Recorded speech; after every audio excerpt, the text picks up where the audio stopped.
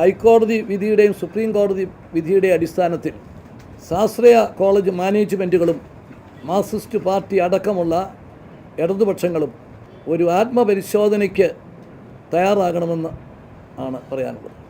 സാമൂഹ്യനീതിയെ കാറ്റിപ്പറത്തിക്കൊണ്ട് 100% സീറ്റും കൈക്കലാക്കാനുള്ള ക്രിസ്ത്യൻ മാനേജ്മെൻറ്റിൻ്റെ നീക്കത്തെ സുപ്രീം കോടതി രൂക്ഷമായിട്ട് വിമർശിച്ചിട്ടുണ്ട്.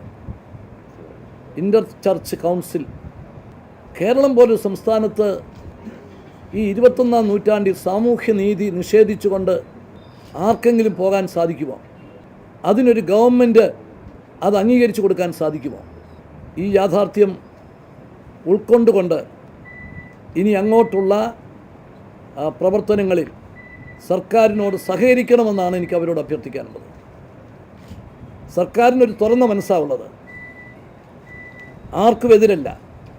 ന്യൂനപക്ഷ അവകാശങ്ങൾ സംരക്ഷിക്കാൻ ഈ ഗവൺമെൻറ് പ്രതിജ്ഞാബദ്ധമാണ്.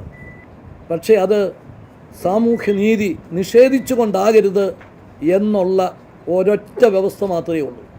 അപ്പോൾ തുറന്ന മനസ്സോടെ സാമൂഹ്യനീതിയും ന്യൂനപക്ഷ സംരക്ഷണവും സമന്വയിപ്പിച്ചുകൊണ്ട് പോകാൻ തയ്യാറുള്ള ഈ ഗവൺമെൻറ്റിനോട് ഇൻ്റർ ചർച്ച് കൗൺസിൽ മാനേജ്മെൻറ്റും സഹകരിക്കണം എന്നാണ് എനിക്ക് അഭ്യർത്ഥിക്കാനുള്ളത്.